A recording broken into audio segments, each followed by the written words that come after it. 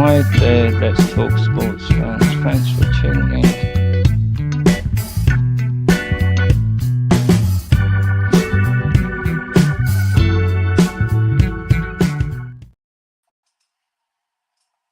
What you gonna do, brother, when Let's Talk Sports show runs wild on you? Welcome to another great LTS show, folks. I am your host, Bodkins, of course, coming to you remotely from a hotel room. Had a conference today in St. Louis, so live here in the hotel.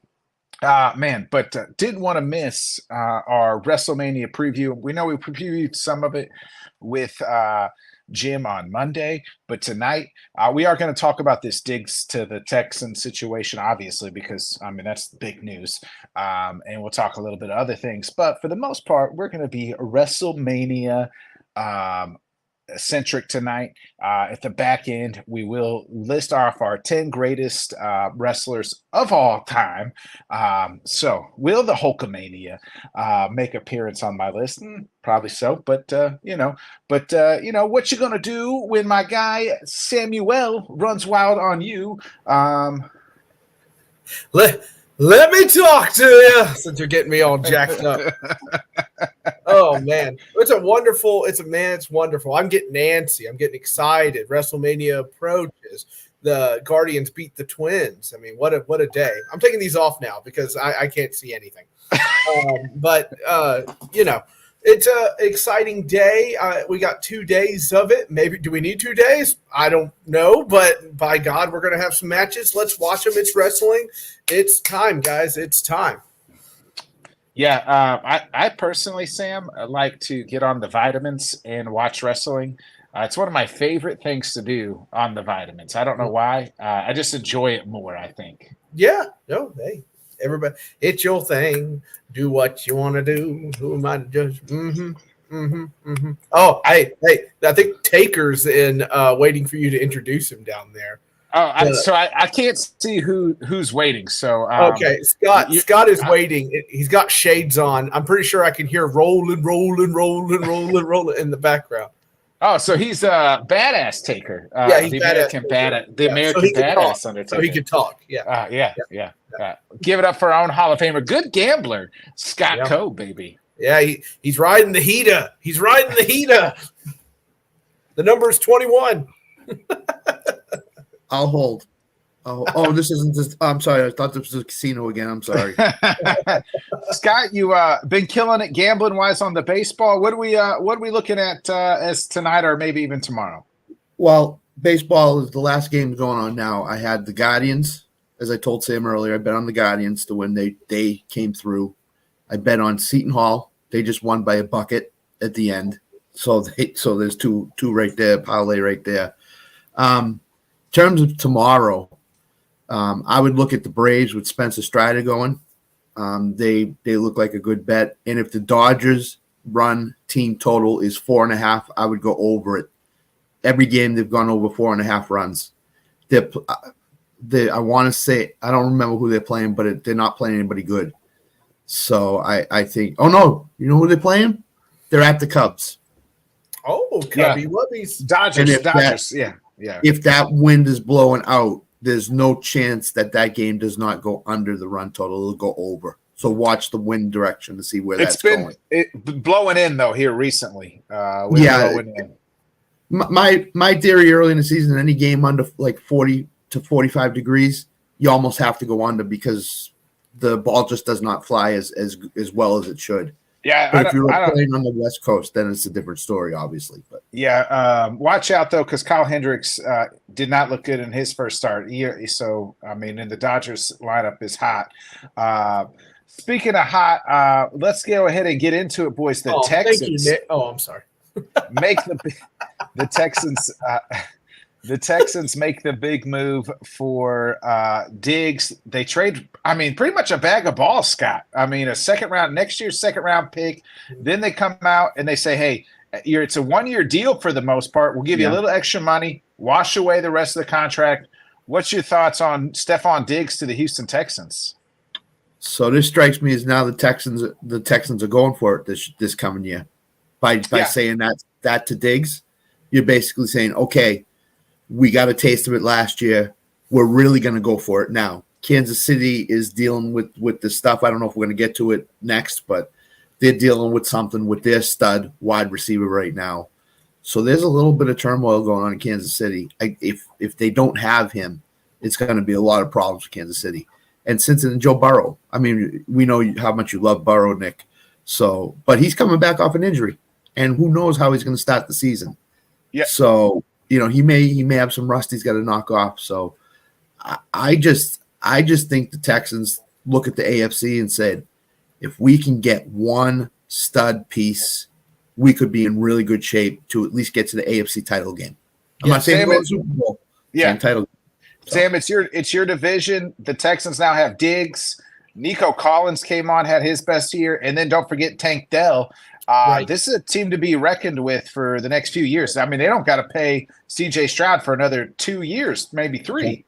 They're doing the right thing. They're doing what we would like to do, right? You don't want to pay Will Levis right away, so you go ahead and you pay Ridley and you pay Snead the big money. So, hey, hats off to him. I don't like that signing. I don't think anybody in the AFC South should like that signing. However, I do think, why the hell are we signing Snead for if he's not going to stop him? You know what I mean? So there's another, way to look. You could stop Diggs, but then you got Nico Collins. You got Tank Dell. It's a plethora of riches over there. It is, and I don't know, dangerous. Yeah, and I don't know if you guys agree, but here's how you know the Texans are going for it. They traded their first-round draft pick. They traded their second-round draft pick. Yep. They have no draft picks until round 3. So that in essence tells me that they have an itch to go for it and get to the championship game, like I said. So especially if it's weak like last year too. It's the Rams. Yeah. It's the Rams philosophy that they won the Super Bowl. They just dumped it all into Matt Stafford and all that and said, we're doing it this year.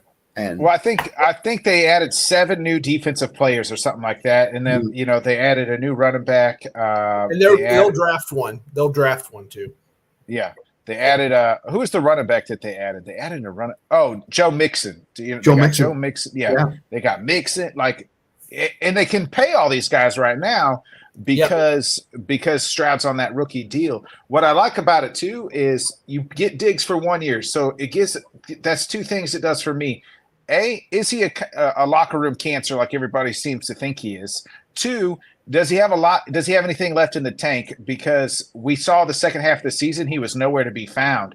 So you get the 1 year rental where you only gave up a next year's second. So Scott, I think they still have a second this year. It's next year's second. Did they give up next year's second? Okay. Yeah, it was next year's second. And then they got next year's second. So not even this year's second, like next year's 2025 second. What the hell is Buffalo doing? Then they got a 6th round. They got a 6th round pick and another pick with Diggs. I didn't what a steal this is. And I know Diggs' cap numbers through the roof, but they could afford they afford it. And if you're Josh Allen, Scott, what do you do? Who are you throwing the ball to?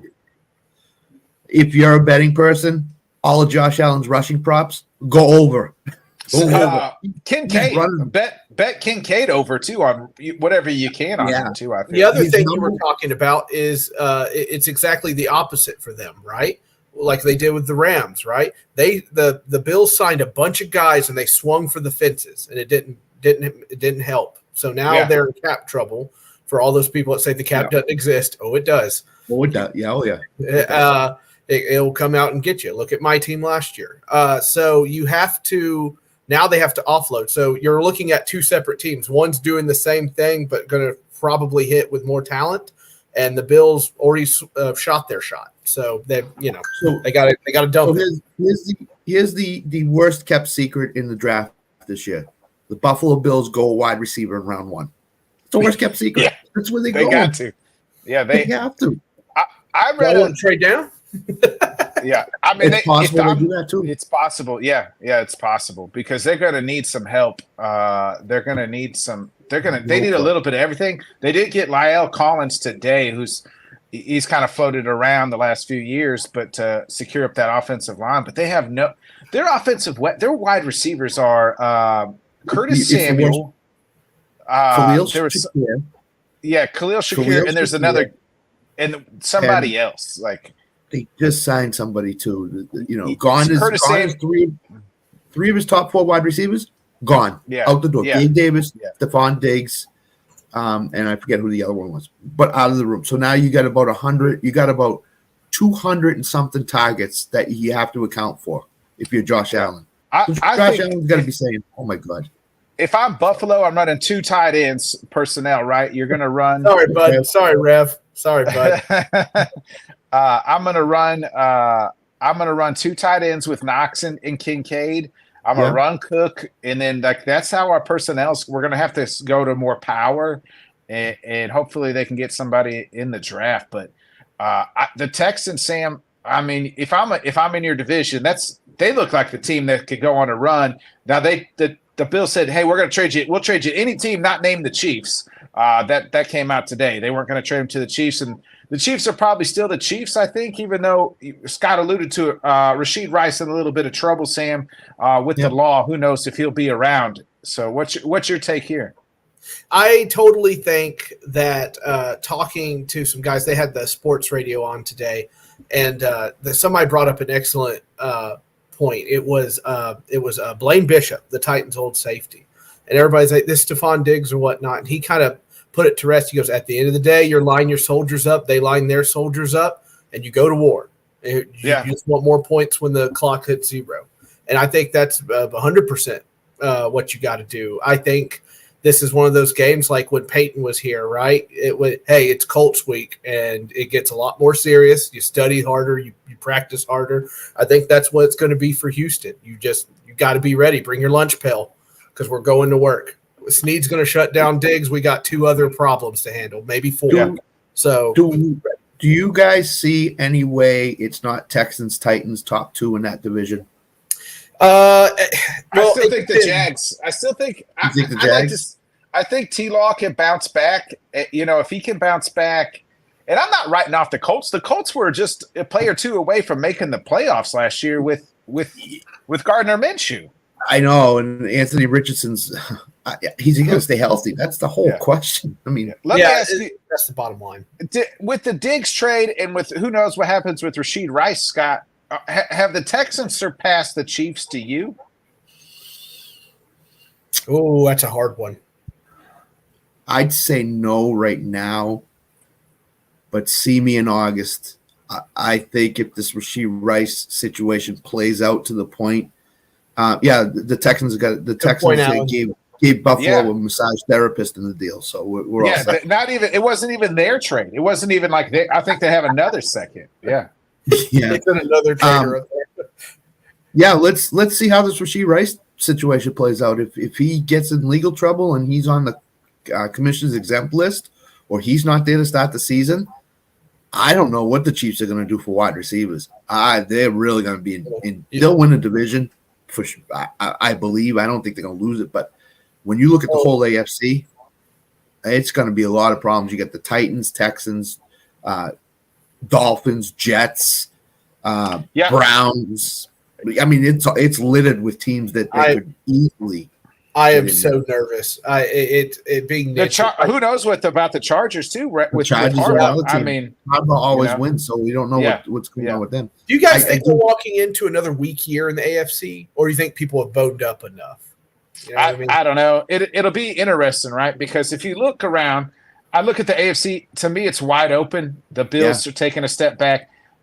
Can Aaron Rodgers, can he go? I mean, they got Mike Williams, but they've added pieces to that offensive line.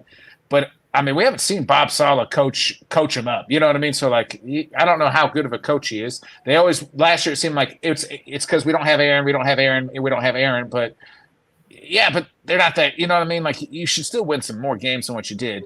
You look at the AFC North. I mean, geez, all 4 of those teams, right? Yep. Like that's tough. Like if Joey Burrow comes back, they still got Higgins. I know he wants for a trade, but it doesn't seem like they're going to do it. They still got Jamar Chase. I really like the Chase Brown kid that's going to take over Mixon. Yep. That their defense is going to be improved. The Browns just made the playoffs with Joe Flacco. Can Deshaun Watson, can he go? And I feel like they just got another wide receiver, did they not? Like to go Jerry along. Jeudy. Jerry Jeudy, right? Yeah, that's what it was. So they got Jeudy and Amari Cooper, and then Nick Chubb comes back if he's healthy from his injury. Like that's a team that made the playoffs last year, and then you got the Ravens, right? They're just going to be just as good with Lamar and the boys. Like they got Derrick Henry. Like I mean, they got Odell Beckham. No, he's a free agent. He's a free agent. Oh, he's a free agent. Yeah. By the way, Luan said he goes, I'm hearing like Odell could come to the Titans. I was like, shut up, please, no. He wants to go to Miami. Odell wants to go to Miami. Yeah, he'll be in Miami. That's where he wants to go. But here's the thing. Nobody's talking about the Bengals right now. Nobody is. Yeah, I mean, it's still early, boys. It's still scary that you got Burrow coming back, and if Higgins just a pissed off Burrow with a chip on his shoulder. Yeah, you know what I mean? Yeah. It could be the Bengals in the Super Bowl again. It's very possible. I mean, when Joe Burrow's healthy, you know what I mean. They've made every year he's been healthy. They've made it to the AFC Championship game. You know, and then Mike Tomlin's got the Steelers hiding in the weeds here. Wilson could ever dial back at least half of what he did in Seattle. Yeah, even if he does what he did in Denver last year, you know what I mean. That's still comparable to. That's still better than Kenny. That's still better than the last 4 years of Pittsburgh Steelers quarterback play. Offensive coordinator for Art too. I like Art a whole lot. This is a good redeeming point to him. If he gets Russ going, he could be talking. If he stays there for a couple of years, he'll be a head coach again. If he can get Russell going. So there's a lot riding on Steelers right now for Tomlin, for Arthur Smith. I think the AFC North as a division, like those four teams, Vipers, You look at the AFC East. I still think I know Johnny will be joining us after a while here, but like to me, they're still soft. They are. My buddy said it to me the other day. He's like, the Dolphins are the new Chargers. Like they win, they win. They beat the bad teams bad, but then as soon as they get up against a good team, they get slapped in the mouth and they're just soft. I mean, SWAFT. A good team, or don't finish one off, right? Yeah. and that's the Chargers before, and then that leads us to the AFC West. Like the Chiefs are probably still the Chiefs. Like it's hard to write off Patrick Mahomes and Travis Kelce. I can't Andy Reid. You can't write them off. But then it'll be interesting what the Raiders do with if they get a quarterback, because I like the things that they've done, how they ended the year with Pierce. The Chargers now they lost all their weapons, but you just know Jim Harbaugh he's gonna figure it out. Like you know, one step at a time. Yeah, Sam, and I think I hate to say it. I heard on a show this morning, in the Las Vegas betting show that I watch in the morning, that Joe Alt is earmarked for Charger land. It seems like it. If that is the case, look, it's fine. I would take Fashanu. I'm not mad about it. It's rare that you have a day one starter at left tackle in the draft, and you have. I'll build up. I have the best offensive line coach arguably in the league, so yeah, sure, give me Fashanu, or heck, if you see a wide receiver there you like, take him. Why not? Adunze is going to be there at 7. It'd be 7, right? Titans. Yeah. So I think Adunze is going to be there at 7. So I really think that the Titans might go for him. You got to think too. Jim Harbaugh, he wants to run the ball. Knows that you got to have he builds his team the right way in the trenches. You look back at those 49er teams; they were, just so good in the trenches. Offensive line and defense line. The American nightmare of Gus the Bus is still wandering around NFL camps. So Harbaugh and the GM had said that Gus is their starter. Day one. Yeah. They'll draft. Maybe they take Corum or somebody in the second. If he's there in the second round, I could see. Yeah. Harbaugh wants JJ McCarthy and Corum back again. It ain't gonna happen. But that's what he wants. I think he loves Herbert. But. Yeah. The Vikings are looking at McCarthy. So, Scott, before we get into some wrestling stuff, we got to hit on the NBA news. Julius Randle out for the year. Your thoughts, and I'll get Johnny's thoughts when he joins us as well. But that's a big blow to the Knicks, a team that I thought could maybe make it to the Eastern Conference Finals. Now I'm not too sure. It is. It's a huge blow to them because Randle was their player off of Jalen Brunson, so to speak. Yeah. Supposedly they had the news 2 days ago, and they just didn't know when they wanted to announce it. And everybody thought they were going to go into the weekend, and it was just going to hide under the weeds. with all the Final Four stuff and all that other stuff. Hey, Randall's out for the season. He's having season-ending surgery. Yeah. The Celtics, the East is wide open for them now. I don't know who's going to beat them. If Miami plays them in the first round, I'd be a little nervous about that one. Just because it's Miami, because it's Miami and Jimmy. They seem to have Michael Jordan Jr. Shows up in the playoffs. So, but Milwaukee is not. I'm not worried about Milwaukee at all. They're 15-15 since Doc took over. That team is 15-15 since Doc took over. 17 teams have a better record than them since Doc took over. That's not good. So Milwaukee kind of is running out of steam here in terms of being a threat. Yeah. It's Cleveland in my mind in the East. That's the only team I think that, other than Miami, that could give the Celtics a series. Celtics got to be in the finals. There's no more excuses for them. No more excuses for them. They need to make the finals. If they don't, they're going to have to blow it up because it isn't going to be good. So I agree. That's what I agree too. Like I think Missoula will be fired if they don't make the finals. Yeah. He's gone, right? Like and they just beat OKC by 35 Wednesday night. Yeah. So they got the most 20 and 30-point wins in NBA history in a season. Yeah. So that tells you that they can do it.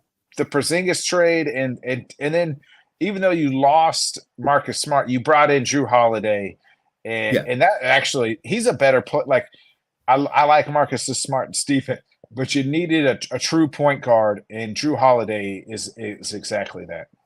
You did, and what also Holiday did was Derek White made Derek White's game a whole lot better because now Derek White doesn't have to run the offense. He can be the two guard. It takes the pressure off of him. Drew Holiday, he's not worried about scoring. He's worried about distributing the ball to and play good defense. He's going to guard you. Their best perimeter player. Yeah, he could be in the top 3 for defensive player of the year. He could be. I don't think he's going to be, but he could be.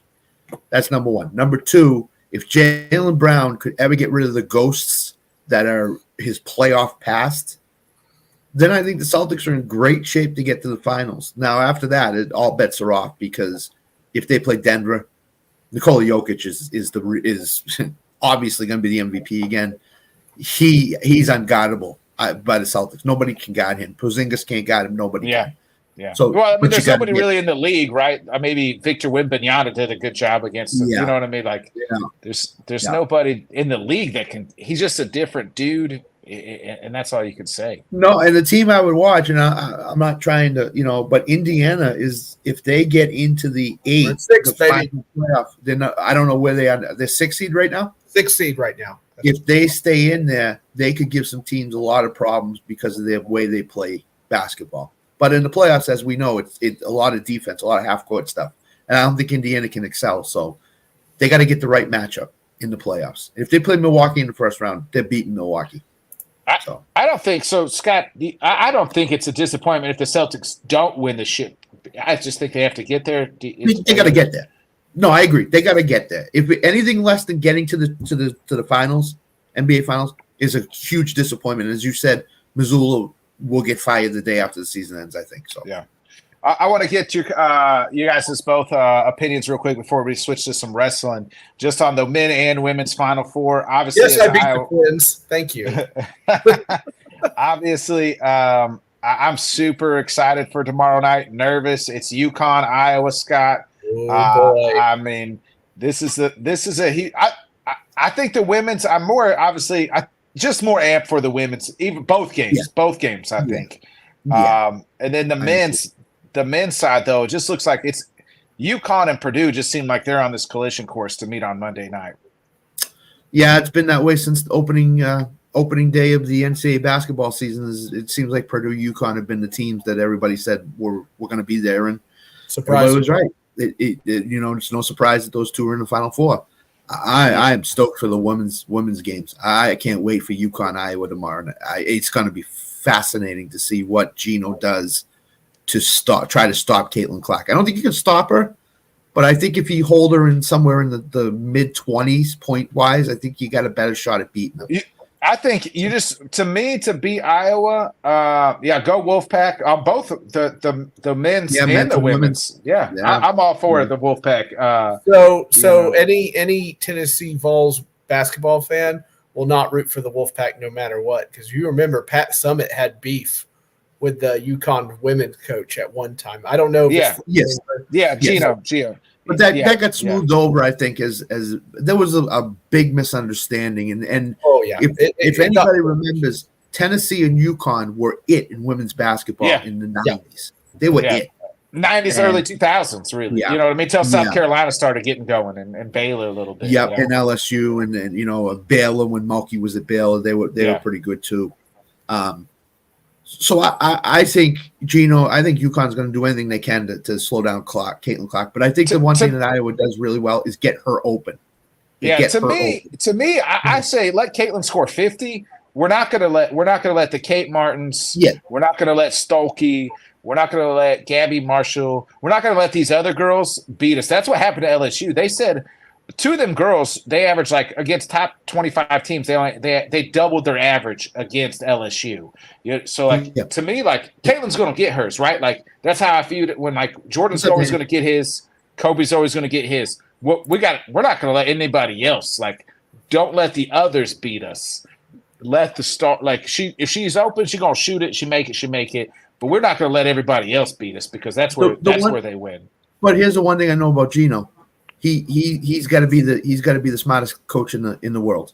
So he's got to try to find a way to stop Caitlin Clark. So he's gonna, because he's in the press conference after the game. If they beat Iowa and Caitlin Clark has in the low 20s, he's gonna say, "Hey guys, I'm the bomb. Look what I did against Caitlin Clark. I slowed her down to a certain point." So that's the whole thing. He's got to calm himself down, and he's got to say, as you said, Caitlin, score you 35, score you 40.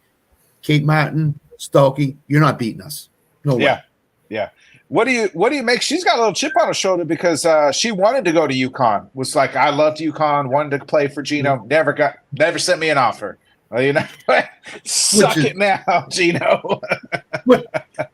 You follow Caitlin Clark's career more than you're closer to her than I am. She wasn't good until her sophomore year, I think. No, right? freshman year. So freshman year, she just didn't get the exposure because that was COVID year, right? So like we didn't get the March Madness run, but she was good. Now, obviously, her sophomore year, she was even better, but you don't become like the all-time scorer. She started as a freshman, so she was still putting up 20 points plus a game. It just wasn't like nobody really knows the freshman, right, at Iowa especially. And then when COVID happened, we didn't get I think she would have got more exposure had March Madness happened her freshman year, but you remember that's when they canceled the tournament due to COVID. Right. So she unfortunately didn't get to play, but they were pretty good. My dad was the one that really kind of put me on. He's like, this girl named Caitlin Clark, like very early on in the season, he's like, this women's team. He's like, start watching this Iowa women's team. And I was kind of more about the men's at that time because Luka Garza and them boys were top 5 in the nation. So I got some breaking news for us, boys. Go ahead, Sam. Adam Schefter reporting this just in: Eagles and the left tackle Jordan Maliata reached agreement to 3 years, $66 million extension. That includes $48 million guaranteed and a $20 million signing bonus. Good Lord.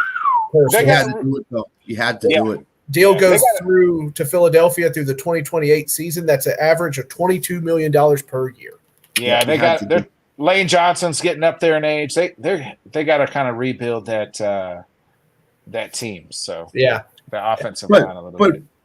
As a coach, I never looked at their freshman year. I always looked at what they were coming back in their second year and have they improved as a player. And that's the whole thing with Caitlin Clark.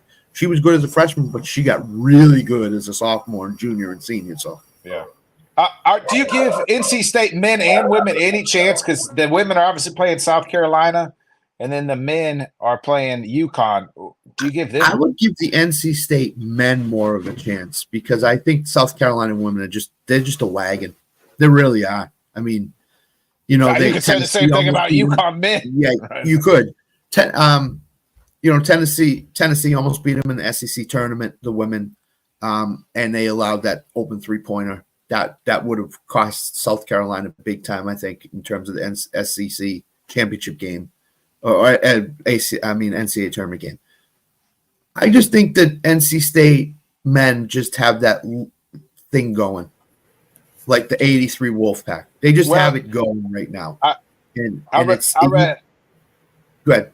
I read a stat today. Double-digit seeds in the Final Four, like 0-10 or something like that. So, That's what. And I think the other thing is NCAA really wants Edie against UConn.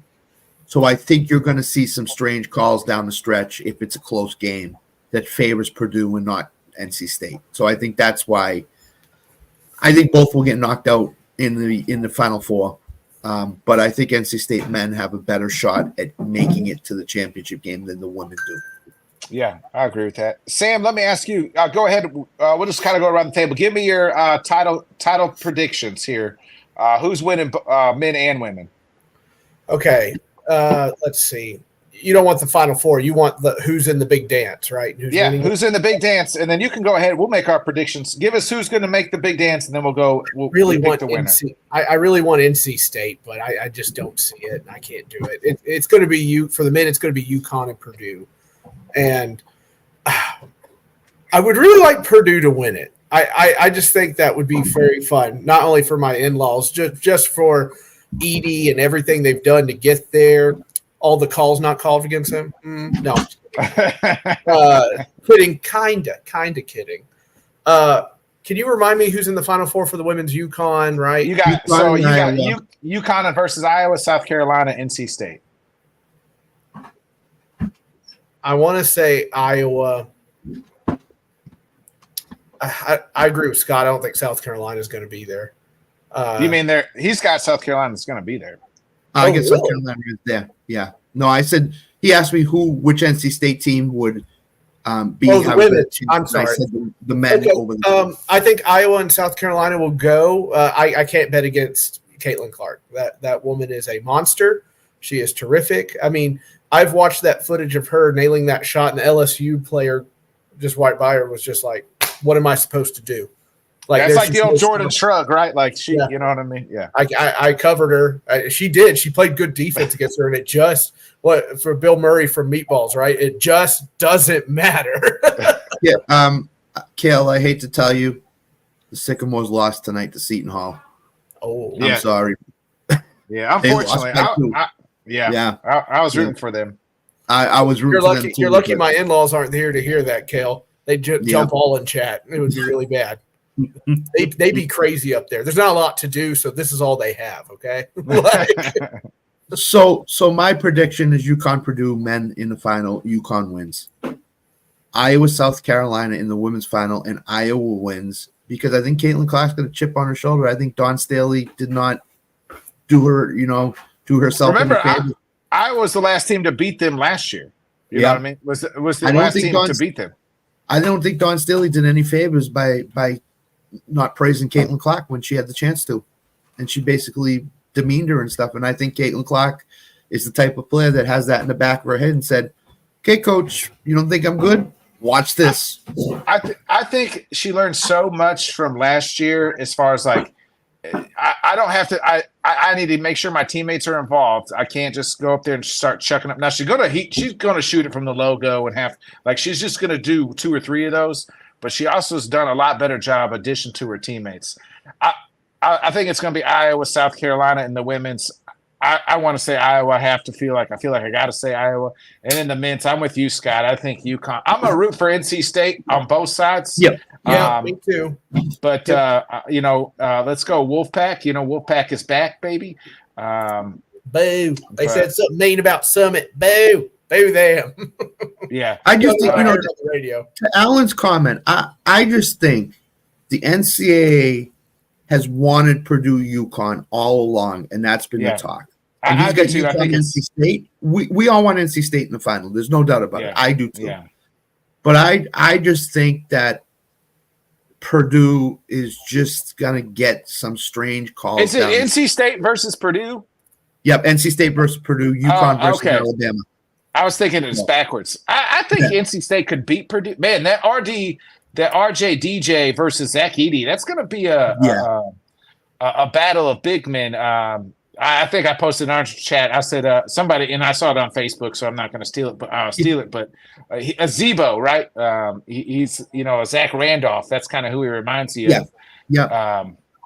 So it can, and he's physical, and I think Edie can struggle with that. But I think it's going to be Purdue, UConn, and I think UConn, even if it's NC State and UConn, I just think nobody's even given UConn a game in this series. Like Illinois did it for a half, and that's it.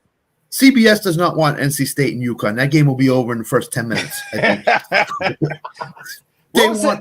And the Cinderella story ends. Wasn't it Butler? Wasn't it Butler and UConn after that game was over at like halftime? Yeah, it was Butler, UConn, and then the games that they've really loved has been Butler Duke. Remember Butler missed that half court shot to lose. Yeah, Gordon Hayward. Yeah. A couple of years ago, Villanova.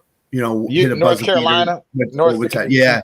No. Yeah. But this is why they want Purdue and UConn, because they know they'll get a really good game. I think UConn will play their first single-digit win game against Purdue. But NC State, I mean, kudos to them. I mean, great story. Great story. I hope they beat Purdue. I really do. I hope they get to the final. I hope they get their flowers. I do too. I hope they win the whole thing, but I don't think they will. No, I hope they do, though. Yep. Sorry, Kel. Yeah. Let's go ahead. We'll switch into some wrestling here. Obviously, this weekend is WrestleMania. You guys get excited. I get tingly and everything. Before you go, did you guys see CM Punk on Ariel Helwani? Yeah. Wow. What an interview that was. I watched that late last night. Pipe bomb part 2. Show. Yeah, that was phenomenal stuff. That stuff you don't even hear about. Obviously, I watch MMA Hour weekly, both shows. I'll skim through the interviews, but obviously with Punk, and then Cody Rhodes was on there on Wednesday. For an hour or so. Yes, he handled himself really well.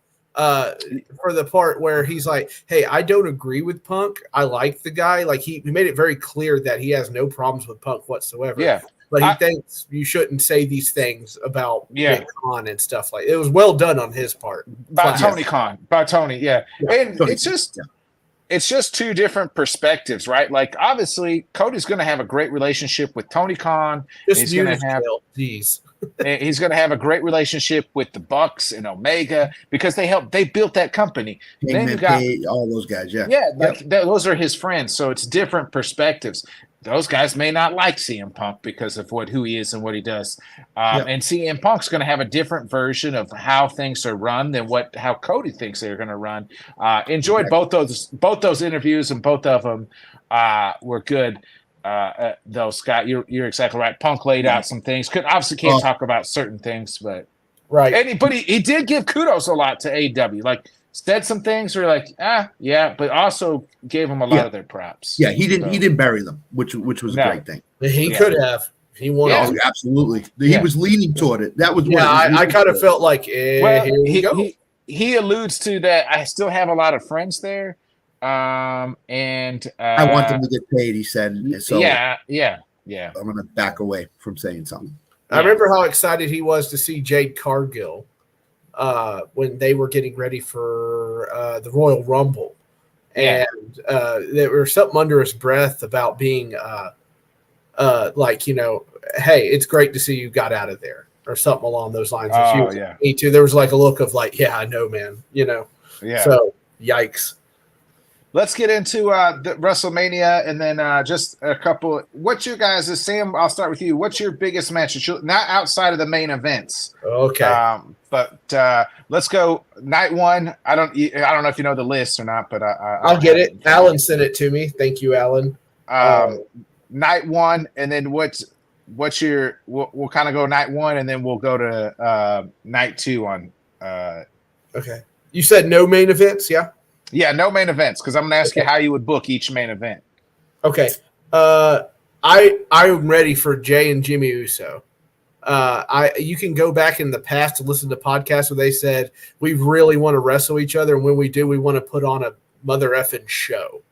So I expect this is going to be a ton of fun. That crowd is going to do the arm waving along with Jay. Yeah. They're going to boo Jimmy, and they're going to super kick the ever-loving crap out of each other, and it's going to be great. So I think the brothers going clash, that's going to be epic. That's going to be epic. That's my vote. Scott. He Sam, stole can you my put in match. the chat which I don't know which night's which. So I got you. Yeah. I'll put them in. what's the night one? Okay. Or just Is Rhea and Becky in night one? I think that's night two. Rhea and Becky are in night one. Oh yeah, that's That's the one.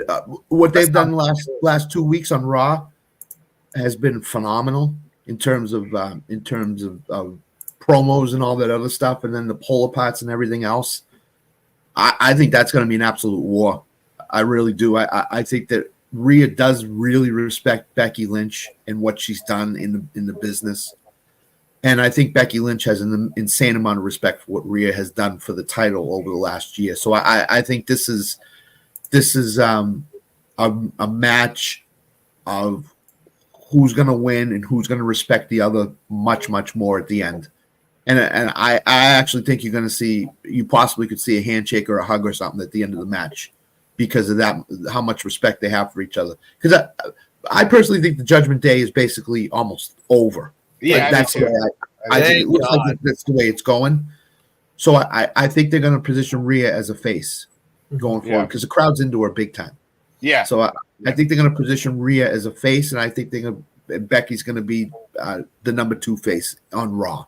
Is there any way Rhea loses this belt? Does anybody see it? She's had a long run. Dude, she's had it for a whole year, so I could definitely see where Becky wins the title. Yeah, the other thing I would say to play devil's advocate on that is Triple H seems like he's a guy that wants to have the person with the belt for at least 2 years, 3 years, whatever it is. Multiple reign affairs. Look at Roman Reigns. Look at that. Well, so, I think Roman's different, but yeah, I don't know. But I think Gunther is the, so to speak, Rhea of the men's wrestling in terms of Intercontinental Championship. So I think that's the match I was going to go to. I think Sami Zayn. I like the Gunther Sami Zayn match, and I think Sami actually wins. I think it's time. They got to have somebody. It's time for Gunther to go after somebody bigger. Like it's time. Yeah, it's time for him to go after the title, right? Like he's proven himself in the ring and out of the ring, on the microphone. So I think like Sammy wins. I'm looking forward to that one. I'm also really looking forward. I love tag matches, the ladder matches. Yeah, I'm really. Those are always fun. So I know Jim poo-pooed it on Monday, but I'm all for it. By the way, he said that, and then I was like, "Come on, man, what do you mean?" I wonder if they're going to put the Intercontinental on Sammy and have Gunther go after Cody. We're late, Carlos. We're not going back. We're never, in the words of Fleetwood Mac, Carlos, never going back again. So I wonder if that's. If you guys read the title of tonight's show, we said it's WrestleMania preview. So Look at the shirt Nick is wearing. Look at my shirt. Scott, put on your sunglasses. Look at the Undertaker lookalike over here. What are we talking about? First of all, talking about practice. All these things come once a year, and we've talked NCA and we've talked all that stuff enough. It's time to talk WrestleMania, baby, because we didn't have a show last year at this time. So, yeah. Even Scott's jacked for it. There we go. I'm excited. This is the best for me. WrestleMania time is the best time of year in wrestling. Hey, Sam, okay, it's coming down in 2027. Come on down, boys. Sam, I'm gonna ask you, what's your match other than the main event? Because I'm gonna ask you guys to book night 1, night 2 of the main event next. But what match you looking forward to night 2? Night 2, AJ Styles versus LA Knight. They're going to be, of course, it's going to be a great. No, wait, hold on, guys. No, that's the match I was going to take. That's why I said, "Oh God." Oh, okay. I was like, no, but like for real. Look, I get it. I'm a fanboy for LA Knight. Totally understand it. But I can honestly say, without any kind of bias or whatever, those guys are going to put on a show. They're going to put on a show. AJ Styles could wrestle at one time. I said AJ Styles could wrestle a plastic bag, and I'd still watch because he's that good. Somebody took a picture of them in a ring together, just like chit chat and hanging on the ropes and whatnot. I'm like, boy, the conversations that's happening in there, it's going to be phenomenal, right? It's going to be phenomenal. Let me just tell you, AJ Styles and The Undertaker were probably in the top I'll get you night 2. three. Give me 1 second. the top 3 matches I've ever seen at WrestleMania. That boneyard, that boneyard. Oh, Yeah, yeah. AJ Styles will take LA Knight to a level that he has not been to yet in his career. It's his first WrestleMania. Yeah. In his career, anytime. AJ Styles can do that to guys. It's like when Cena was at his height, he took guys to a level that Shawn Michaels, you know what I mean? Same thing. Yeah. Yeah. So that, mine is very easy. You know, there's 2 matches I'm looking forward to the most other than the main events. And the first one is AJ Styles in LA Knight. The second one is Bayley and Io Sky. I think that's going to be phenomenal. And I think as it was said in the wrestling show, I think Triple H wants to put the belt on Bayley and wants to see how Bayley I think so. I think so too. So I think Bayley will get that shot, and I would not be surprised if the hugger comes back at WrestleMania. I don't know. I could see something like that, but I don't really know if she's gonna. Surprised if for one night a mix, a blend of what she's got now and isn't she the only 4-horsewoman, so to speak, that hasn't gotten a title run in WWE? Yeah. So I think it's time to throw it on. I want people to sing the song again. Hey Bayley, I want to know if you'll be my girl. The match I'm looking forward to night 2 is it's Drew McIntyre and Seth Rollins. Oh yeah. I mean, I kind of thought that was like I just automatically thought that was like the main event, like for no reason. Yeah. It sounds like it is. The work Drew has put in on this rival, like the CM Punk stuff, like I am all in on this Drew McIntyre, the way he's cutting promos, the way he's talking, the way he's handling business, the nice little baby. Yeah, the where they had the eulogy for Seth Rollins' title reign. Like Seth has done a great job, but I think it's time to give Drew his moment in front of fans. But I also think cash in. I've called this since you know the Rumble. You said it months ago. I said it months ago. I said let Drew win and then cash in on Damian Priest. Cash in on him. Damian's the champion. That would drive Drew even more fucking nuts and more like you know more crazy. That's how I would book that match if I was them. Let's go ahead, Sam. I'll start with you. Book us night 1, the main event: Seth Rollins, Cody Rhodes versus The Rock and Roman Reigns. I think what you do there is you have these 2 tag teams. You know the bloodline's going to interfere, and so you have like somebody try to stop them from interfering. Right, but it doesn't matter because The Rock and Seth are still, or The Rock and Roman still win despite not having any interference, and they go into night 2 looking like a peacock, just freaking all over the place. So I would like have somebody like Randy Orton or somebody, whoever else has been hurt by the bloodline, try to stop them from interfering, and they almost do it, but in the end, it's just too much to overcome, and Seth gets pinned for the first time in a long time. Yeah, Scott. By Roman. I think that Rock and Roman are definitely winning night 1. I don't think there's any doubt about it. They're going to win night 1.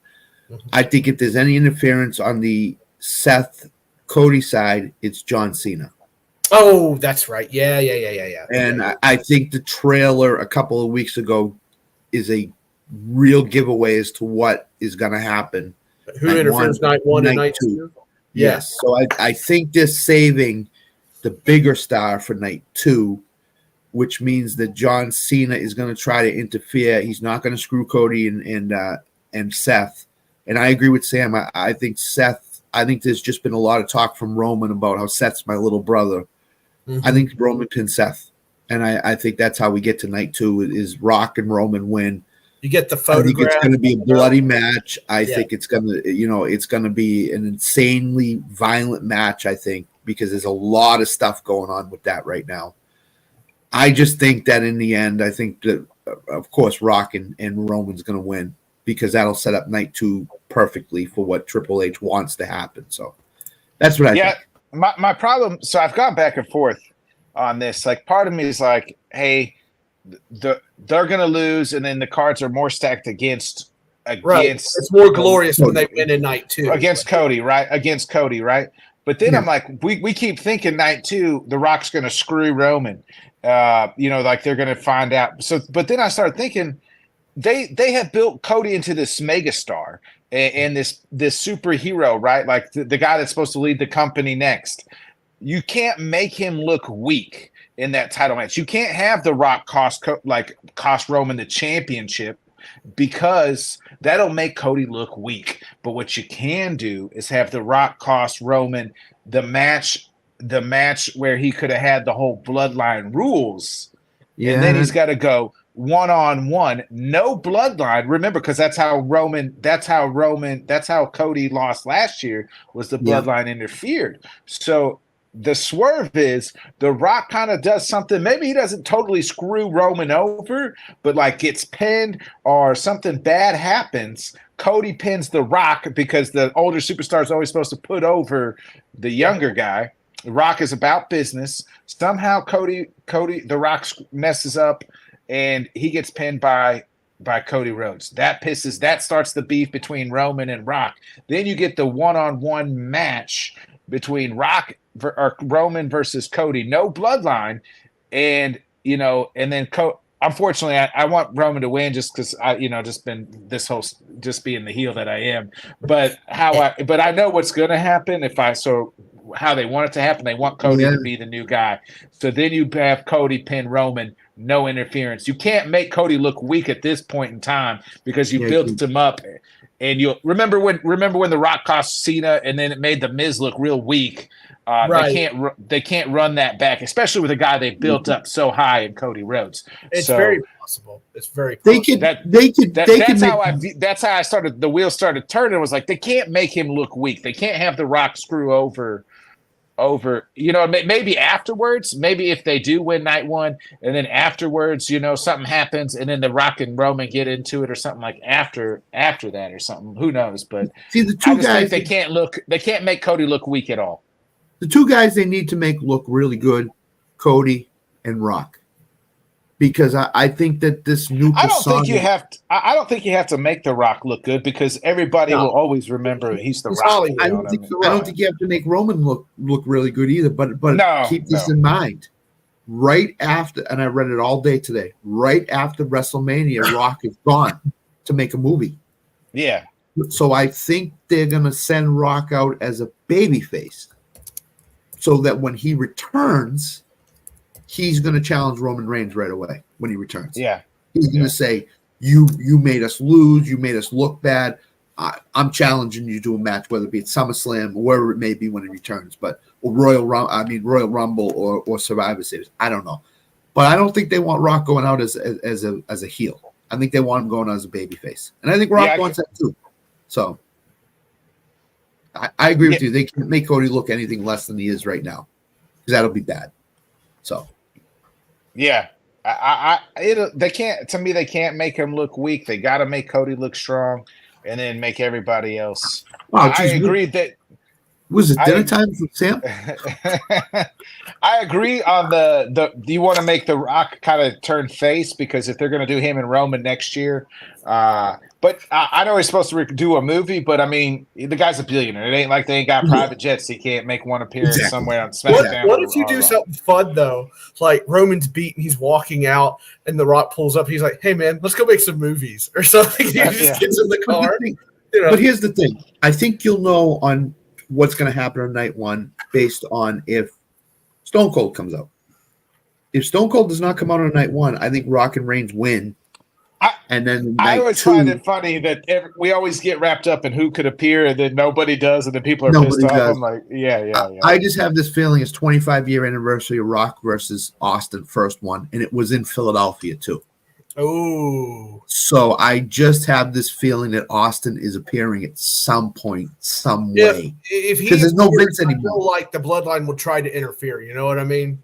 Like you can't run this, and you can't run this Vince Austin angle back because Vince isn't there anymore. Right. Yeah. So the only way you can said run his name. You said his Austin. name. Oh, sorry. The only way you can run Austin into it And the only way I think Austin would appear is if it was in a major storyline, and what's more major than what's going on with the bloodline right now.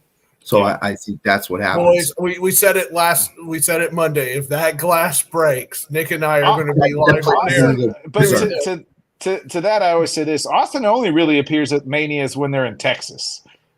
Doesn't really show up if they're not in Texas. So, I mean, you don't like getting out of Texas and come. It would be great for Austin to come out. They interview Austin and they say, "What are you doing?" And he says, "I'm not going to be at WrestleMania. It's in Philadelphia. I'm not showing up." And then all of a sudden he shows, given the idea he's not going to be there, and then he's there.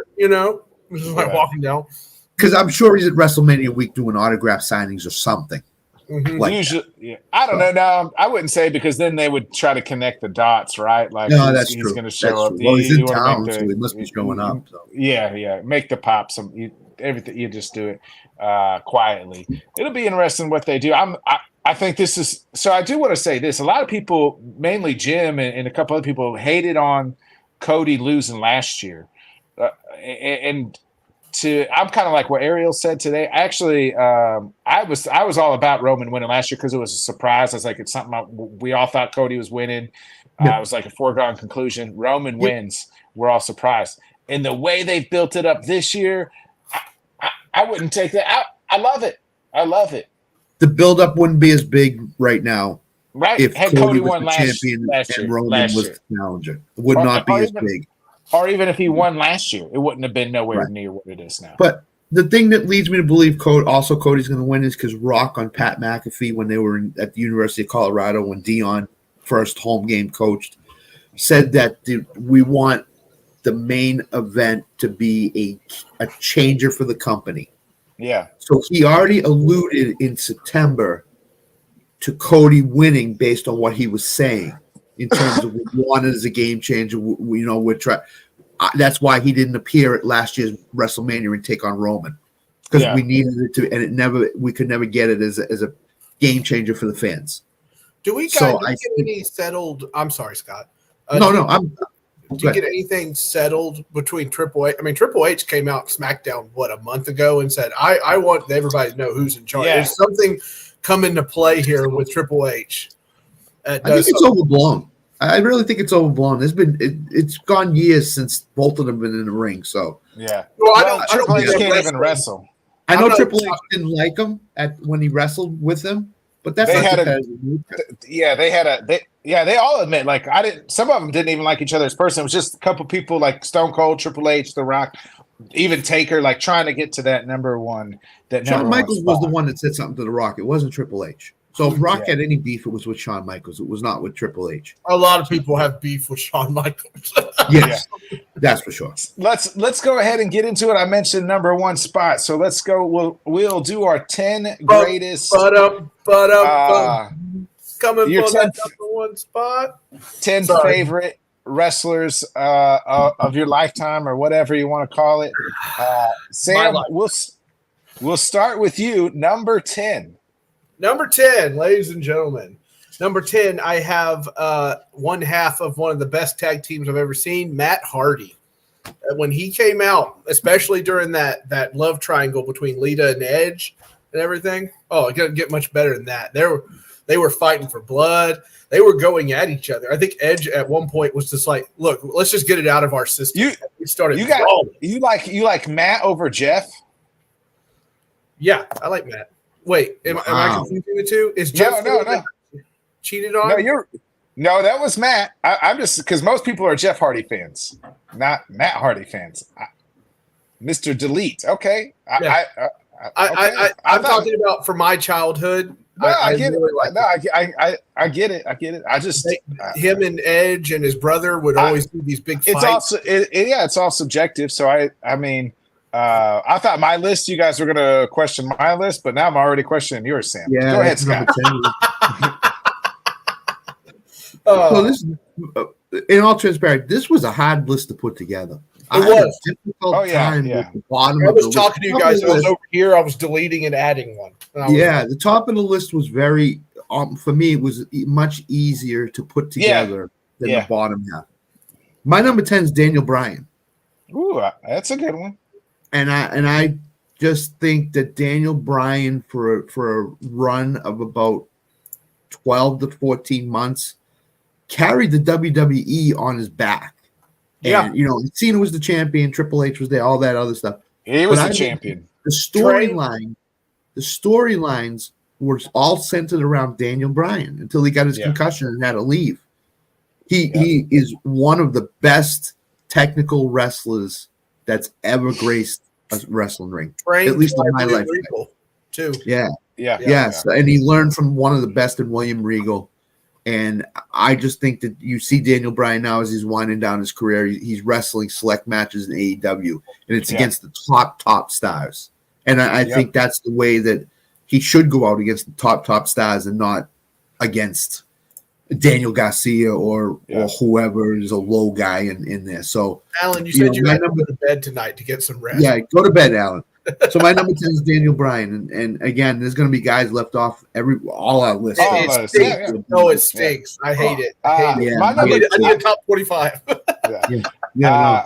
My number 10 guy, I wanted to get some new blood in here because I had a lot of older guys that I grew up watching. So I was like, I need somebody that's like represents kind of why I'm a wrestling fan today. And that's none other than Maxwell Jacob Friedman. I'm better than you. And you know it. You know it. Yep. Yeah. Everyone's favorite douchebag. He's my douchebag. So he's what he does on the microphone. He's good in the ring. He's gotten a lot better in the ring. He carried AEW over this past year. So I love MJF. Anytime he's on the microphone, I want to tune in. So.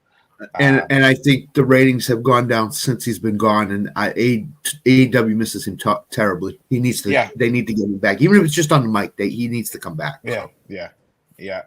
Number 9, Scott. We'll go back the other way here.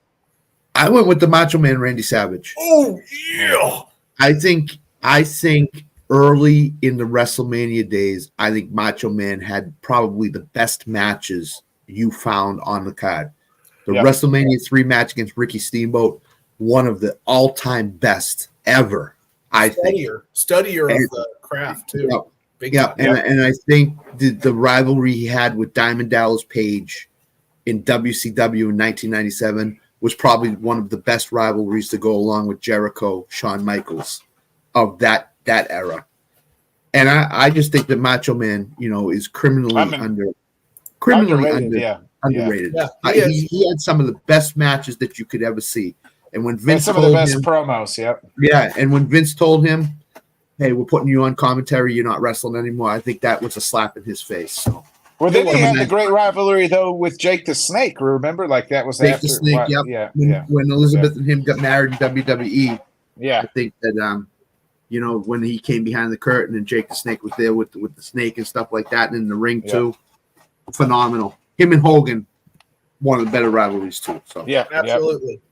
The other thing about him though was he wrote down everything he was going to do and gave it to his guy. And not only did he give it, Ricky Steamboat said he never missed a mark.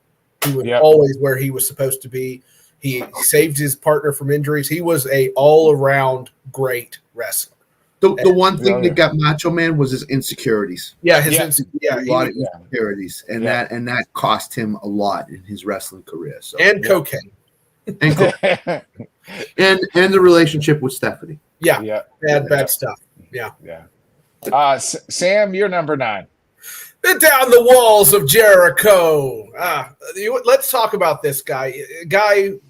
Once again, a great technical wrestler. I remember when he first came out, we had that code counting down the whole time, and he comes out, and I'm thinking like, "Whoa, this guy's awesome!" And then he's met with, "It doesn't matter what your name is," from The Rock on the other side. But the Ayatollah of rock and roll.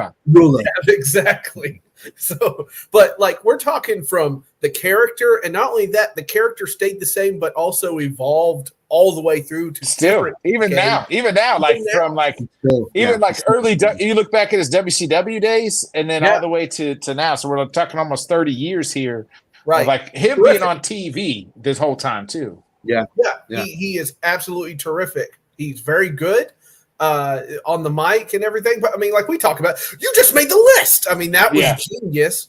he remade himself there, and then the match that got screwed over, but it really shouldn't have, the buddy brawl between him and Kevin Owens, and that stuff. The storyline along with that, Chris Jericho has been around a long time. I've seen him live several times, even before the cameras were on. He was chit-chatting with everybody. He was stellar, and everyone liked him. And even when he sustained a couple of injuries and he changed his moves, but there was no drop-off. He still delivered great matches. So Chris used to be more of a high flyer type mix, and now he's not more of a power guy. And the other thing what people don't understand about Jericho is one of his comeback runs in the WWE, he wrestled live events only. He didn't want to be on TV. He wanted to help guys get better at live events. And to me, that speaks to who he is as a wrestler and as a person. That you don't want to be on TV. You want to be at live events helping these guys. That's right, Alan. ECW, Lionheart. The two things I remember about Jericho the most is one, he had Ralph as the security guard. Remember the big fat guy with the T-shirt and stuff like that? Number two, when him and Malenko had their rivalry, he had the list of 10,001 holds. Phenomenal. I mean, I do like Jericho's on my list, but he's higher than 9. My number 9 guy is the phenomenal one, AJ Styles. I mean, I just said it back in probably 2016, when he first got to. He already had great work in TNA his early days, and then his New Japan. Yeah, I mean, and then New Japan. Go back and watch like him and Shinsuke Nakamura at Wrestle Kingdom. It's incredible. And then when he came to WWE, all those years carried him. Yeah. There may not be a TNA if there's not an AJ Styles. So, or even like or Samoa Joe too. But then when he came to WWE too, like he had some great. Him and the Cena matches were absolutely incredible. He was the best wrestler on the planet for a good 3, 4, maybe 5, 6 years period, where he was one of, he's obviously gotten up there in age and it's taken him back a step, but just enjoy AJ Styles. Sam, we'll go to you. What's your number 8? Number 8 is where I have Daniel Bryant. A lot of the same reasons Scott said. He's one of the best technical wrestlers. In fact, when you go through lists and guys that know wrestling and talk about wrestling, when they talk about the best wrestlers around, it's AJ Styles and Daniel Bryant. The best technical wrestlers. Clean, and come on, who doesn't like going yes? I even loved it when he went heel and he was trying to say no, and audience guys in his face going yes. It was terrific, absolutely terrific. They did him such an injustice in WWE, and it was good on the fan base to stay behind him and give him the push he needed. The only version of Daniel Bryan I didn't like was the Save the Planet Daniel Bryan. Oh yeah, it ruined it. I didn't like that. It was so hard for him to take him seriously. Like we were all behind you with the yes guy, and now you're Save the Planet guy, and I just couldn't get behind. Like you're supposed to hate him, right? Because he's a heel, but I just didn't even like it at all. Scott, who's your number 8? Thank you, Alan. My number 8 is the late Roddy Piper. Ooh, yeah, can't go wrong with that.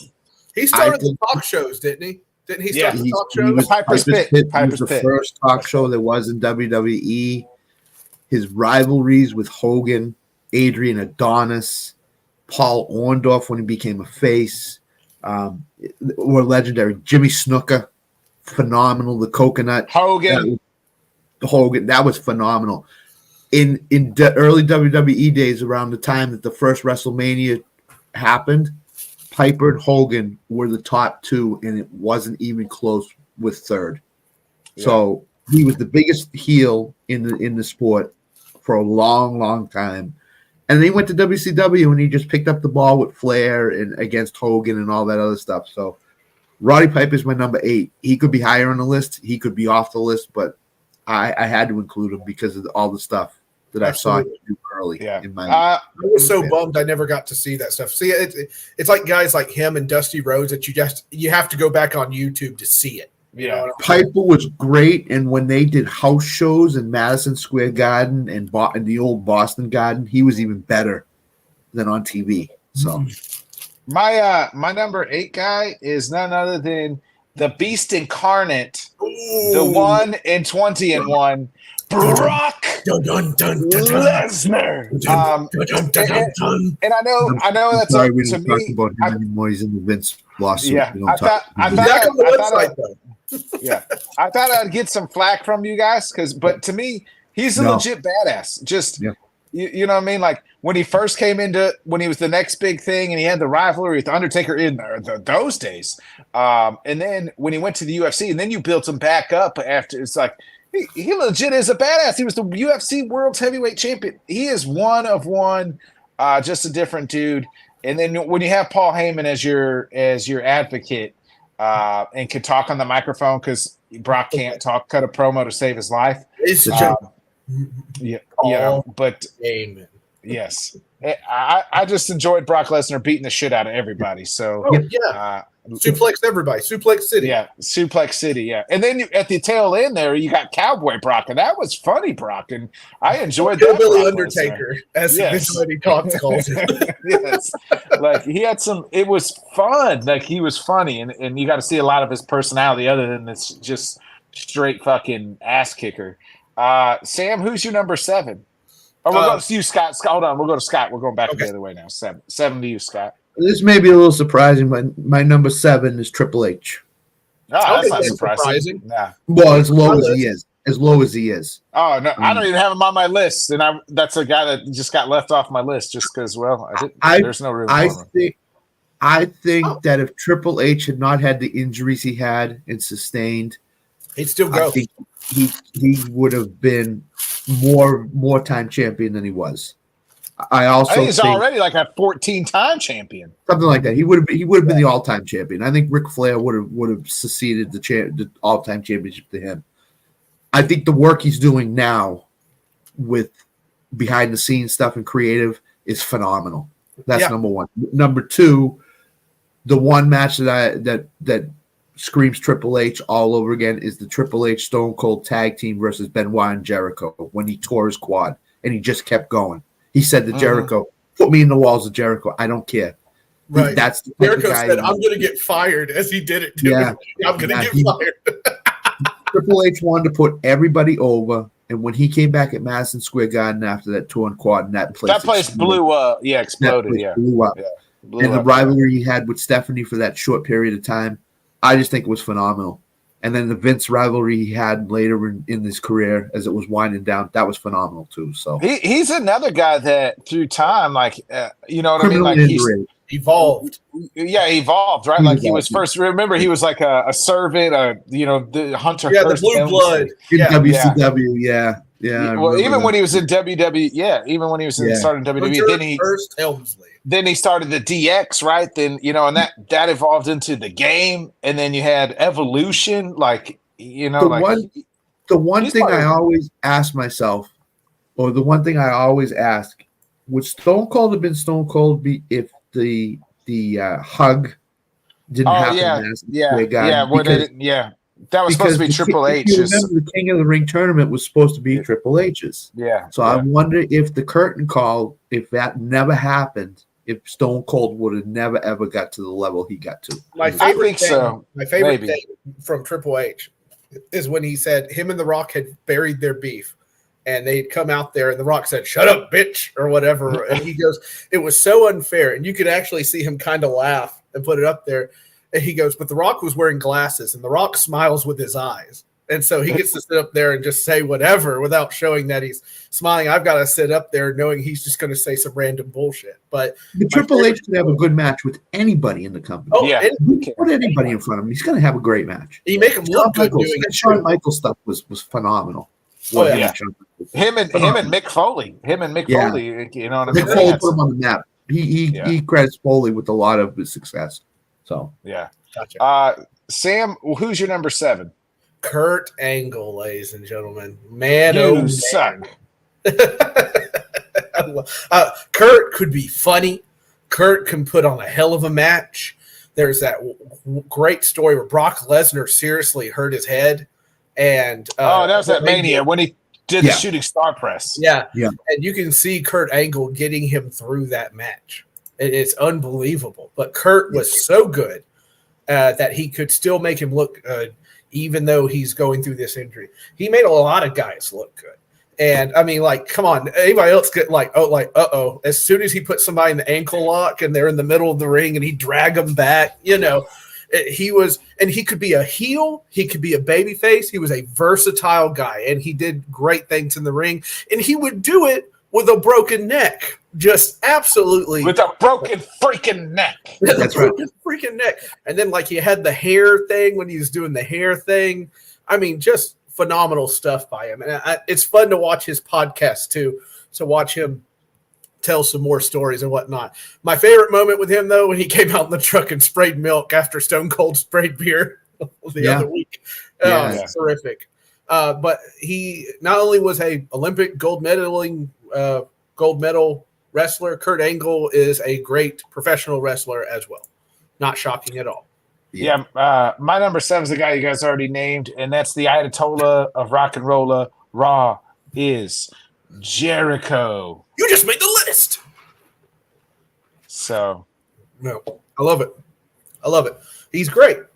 Sam, who's your number 6? Number 6, it's all about the game and how you play it. Totally.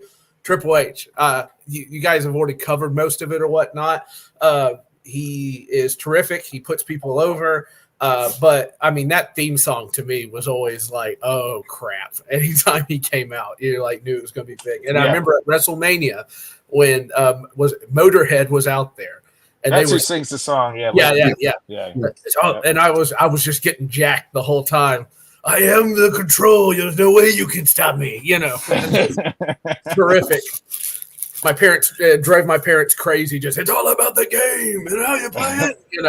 Couldn't help it. But give me Triple H at number 6. 6, Scott. Who's your 6?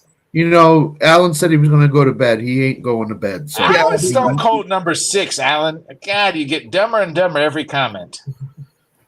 It makes me sad. It makes me melancholy. I want to cry. As we get into the top 6, my number 6 is The Rock. And that's low for me too. I know it's low, but I think the top 5 will kind of understand why The Rock is 6 for me. Again, he was the man for a long time with Triple H, with Kurt Angle, with Stone Cold. That quartet of 4 guys you could run any rivalry off of. And Undertaker. So those 5 guys you can run any match off of, and it was going to be high quality and successful. The reason why SmackDown's in existence right now is because Vince created it for The Rock. Yeah. If you don't remember, if nobody remembers, that was The Rock's latest to SmackDown.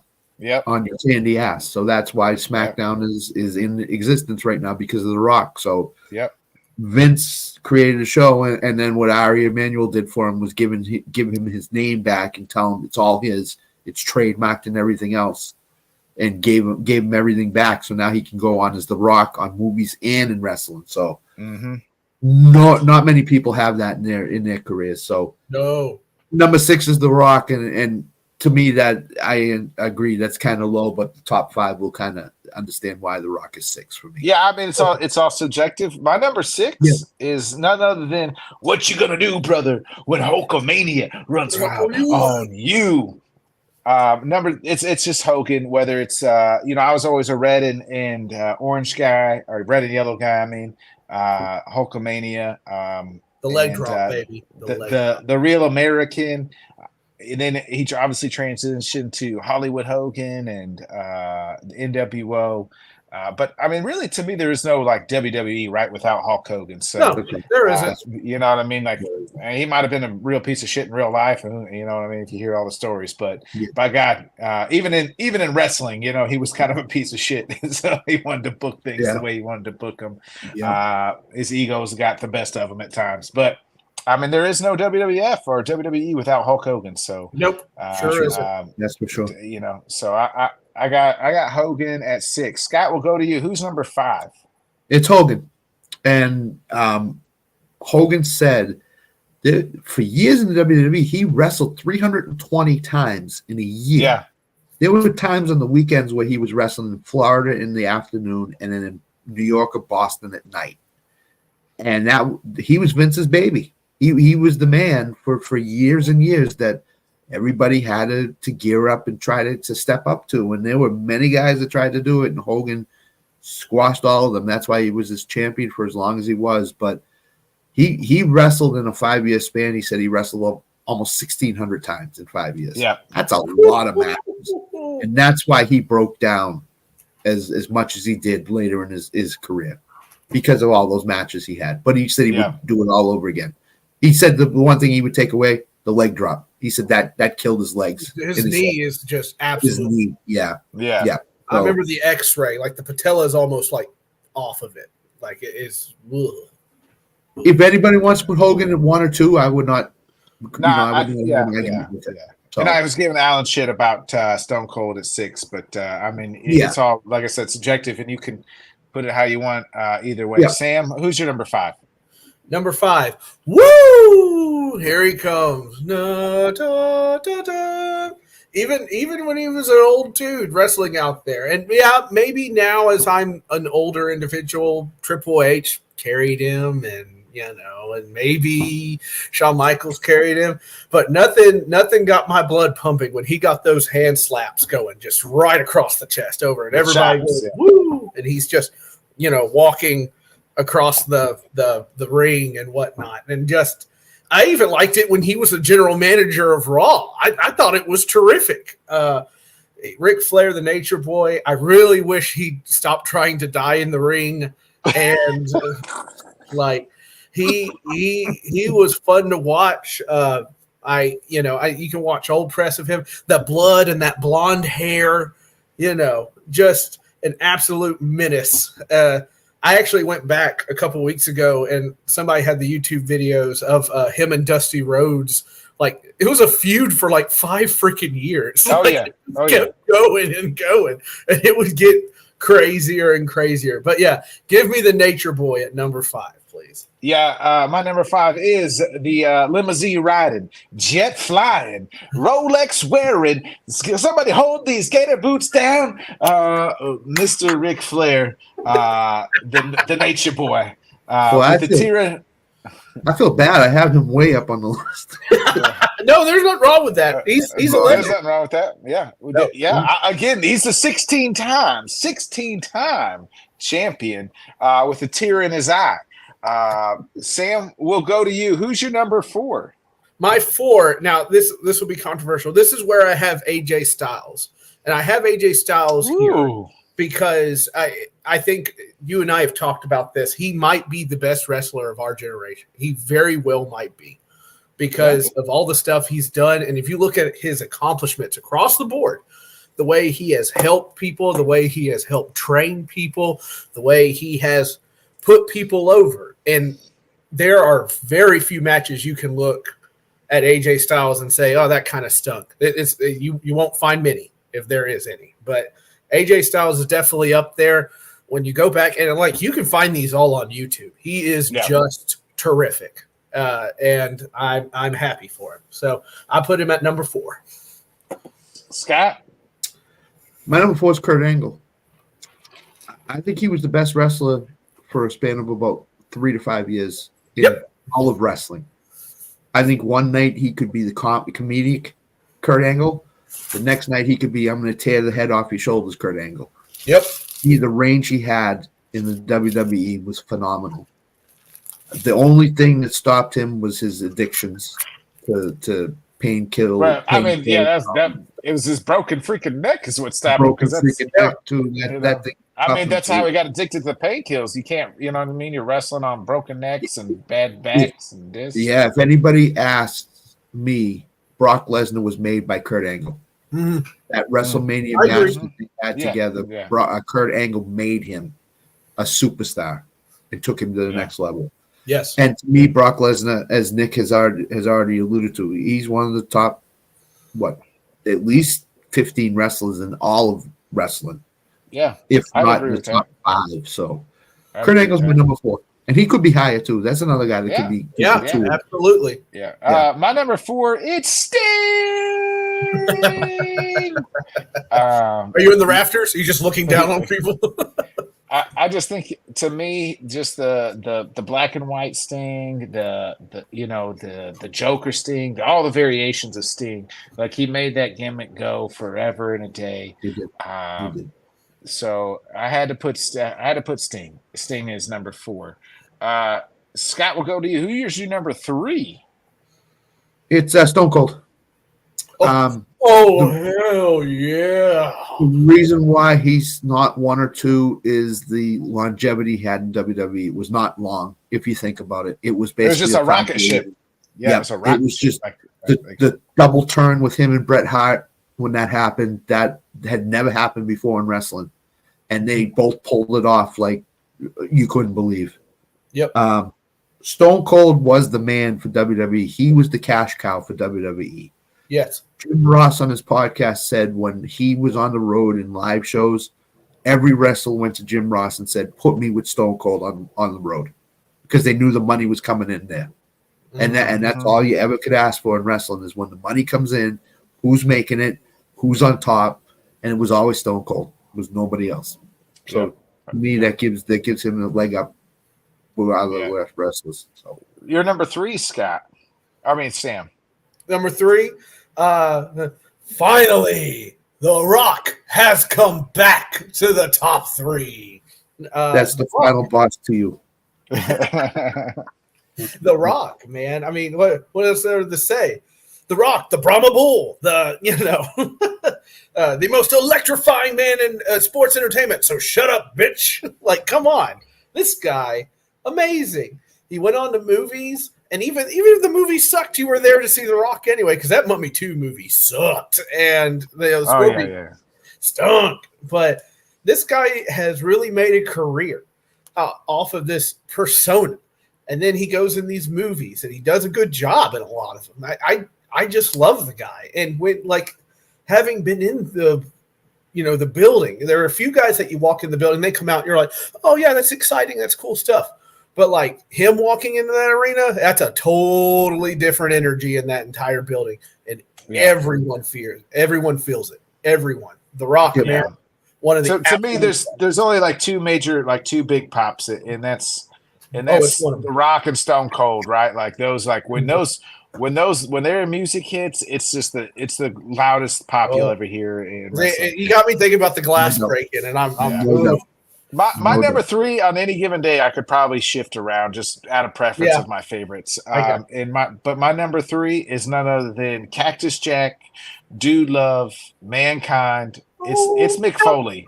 I mean, how can you just what that man put through his body in all his matches? It's just insane. And all 3 characters, I enjoyed all 3 of them. He came out as all 3 at that at the Royal Rumble. Yeah, he did. But I mean, to get thrown off the Hell in the Cell cage twice, you know what I mean? Well, 3 times. Yeah. 3 times if you count the Triple H match. Do it, Nick. Do it. By God. By God, he's dead. He's broken in half. As God is my witness. So he is my number 3 is Mick Foley. I mean, I left off some people, man. Like me too. I hate it. It's really hard. It's really hard. Sam, you're number 2. Oh, are you really saying you don't want to have a beer with me? You know what that makes me feel? What? Makes me sad. What? Melancholy. What? I want to cry. What? I said I want to cry. Come on. Attitude Era's king, the guy that the cash cow, the Texas rattlesnake himself, who could be funny. He could be a heel. He could be a baby face. We talk about range, but with Stone Cold, it always seemed to, at least me, that it was turned up to 11. Like every single time he came out. When they had a match on that wasn't doing well and he made a pallet at the top of the ring, he's like, this match sucks. He would just lay down and snore to the mic. I mean, this guy's incredible. Absolutely incredible. And I really hope that glass breaks at WrestleMania. I really want it to. Please. And then you got to think about all the stunts he did, right? The Austin 316 says, "I just pissed my pants," and and then all the stunts with the beer truck, the cement truck, any sort of truck he was driving in. What shirts everywhere still. Yeah. Scott, you're number 2. So that guy that shall not be named on this show had this penchant for creating stars and running with them for a while. It went from Hogan to Bret Hart to Shawn Michaels to Stone Cold to John Cena. And that's my number 2, John Cena. Ooh, he was at the top. He was at the top of the game for so years. long. Yeah. 16-time world champion in WWE. Tied Ric Flair, although I think Ric Flair's had 17 championships, world championship runs. But Cena had great rivalries with Edge, with Randy Orton, with CM Punk. I mean, AJ Styles was another guy. Roman Reigns. Yeah. I mean, he just had it all. And Cena was the benchmark at WWE for a period of, I'd say, 9 to 12 years, where Vince said, you want to be the best, you got to go up against Cena and show me that you're the best. Yeah, sure. But really, like 04 to like what 15, 16, really, even. You know what I mean? Turned his whole career around when he heard Rafiki freestyling in the back of the bus and got in him. And it changed everything because he was going to get let go in December. It changed everything. Absolutely.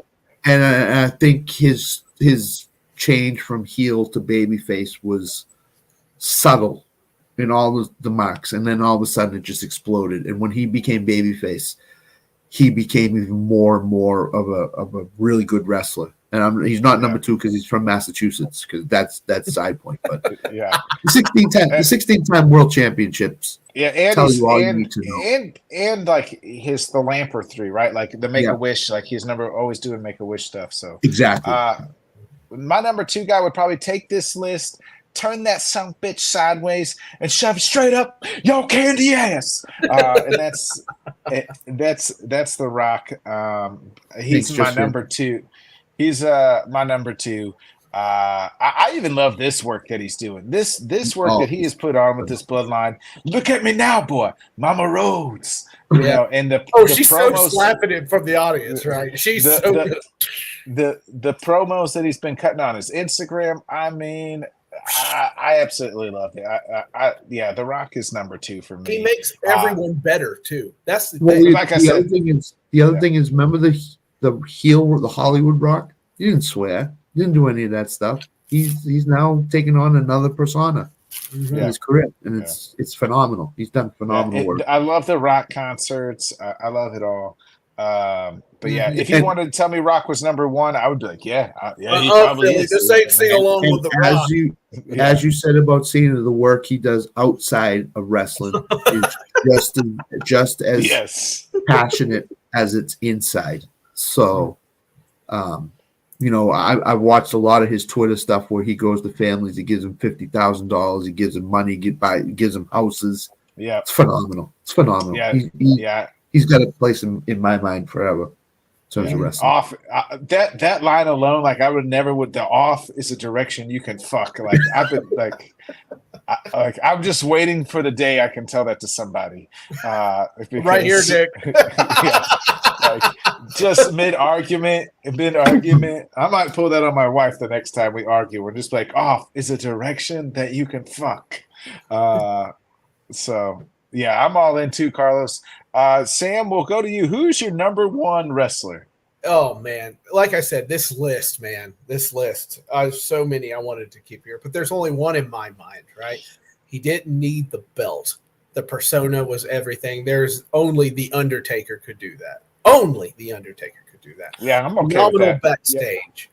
Yeah, but like I said, he didn't need the belt. He was awesome no matter what. All you'd hear that bell ring, and that's all it took. And the audience was like, "Oh snap! Here we go."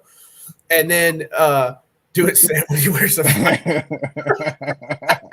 Exactly. I might do it just to get Nick Rock impressive.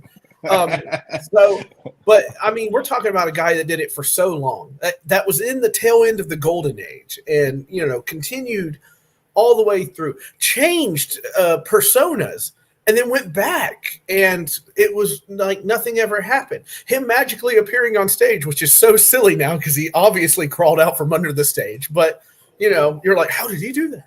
the streak that ended and the shock on everybody's face when it did. But boy, that streak! I mean, just absolutely phenomenal. And the look of terror. This is one of the. But Stephanie was like, and that's how it gets done, or something. She was so cocky, and he turns towards Stephanie and just grabs her by the throat. No, and he picks her up and just choke slams her in the middle of the ring.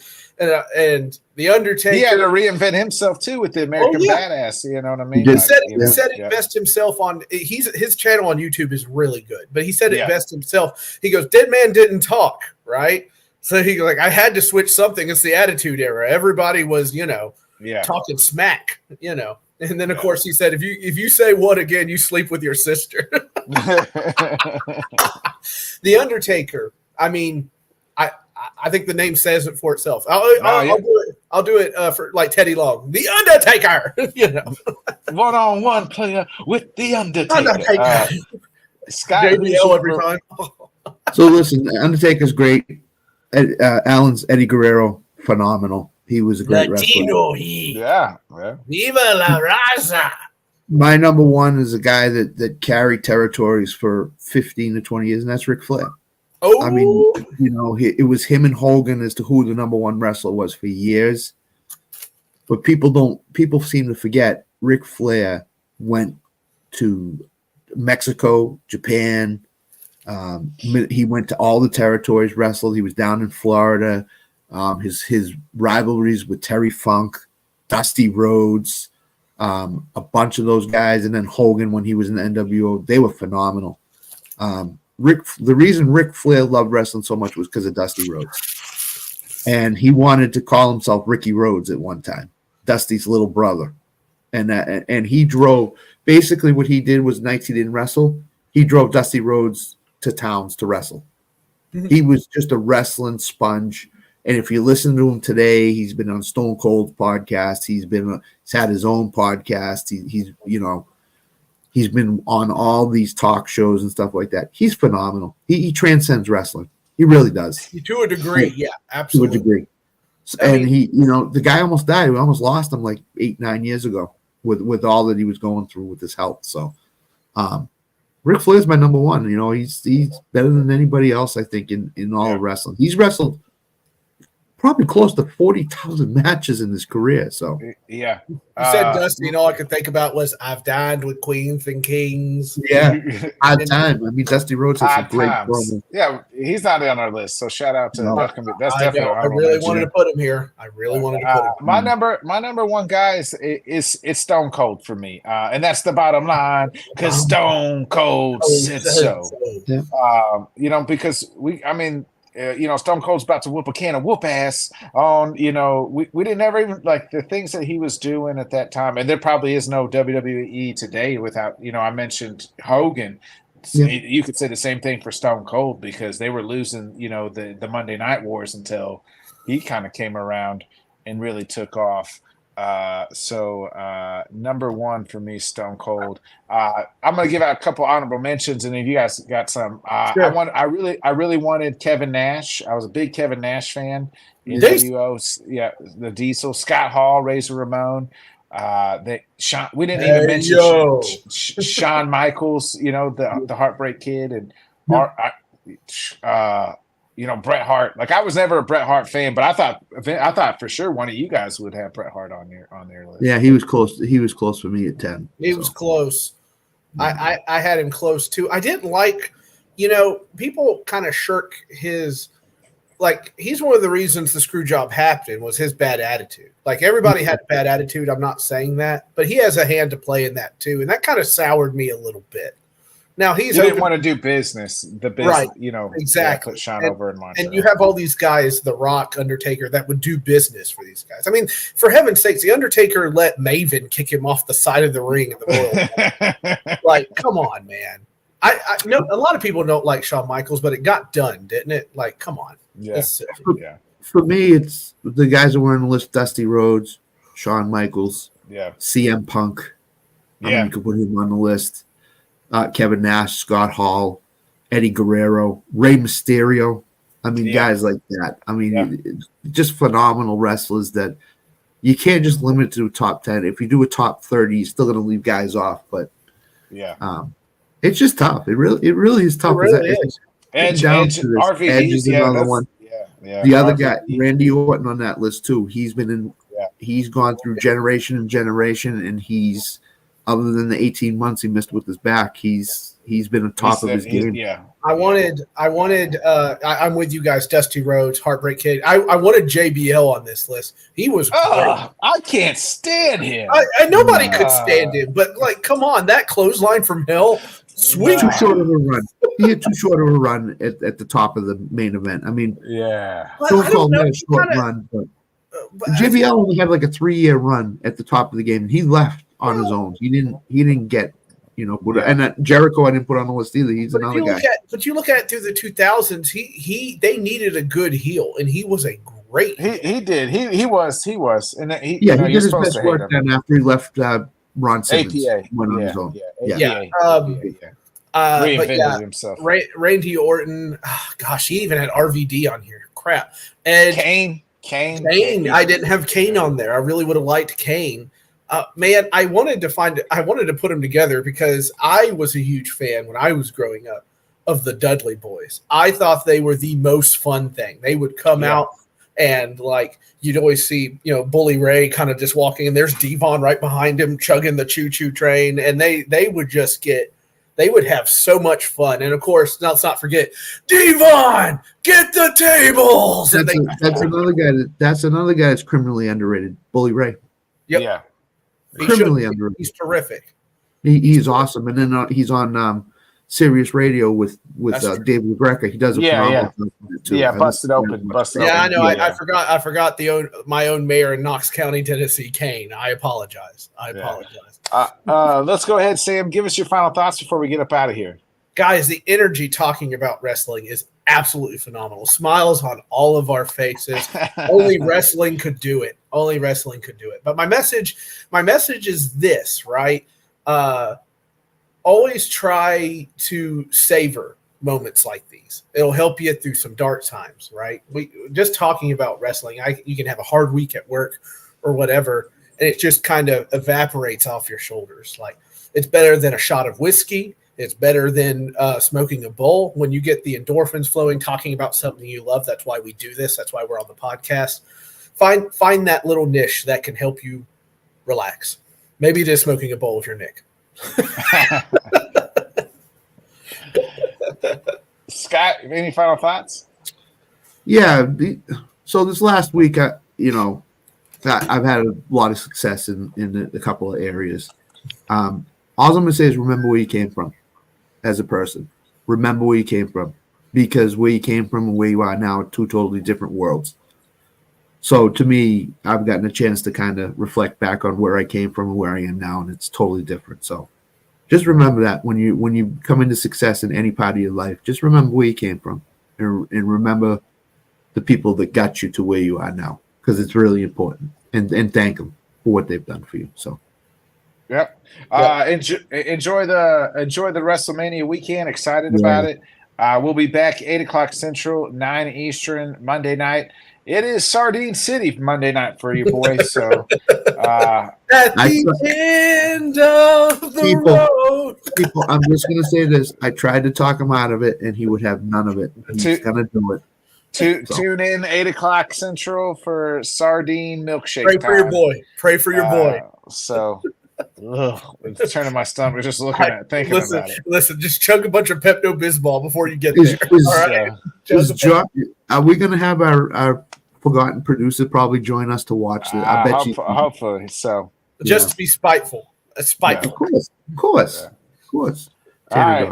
We'll see you guys then. Sam, hit that outro. We'll catch you guys on Monday. Yeah, at the end of the road. Thanks so much for joining us, and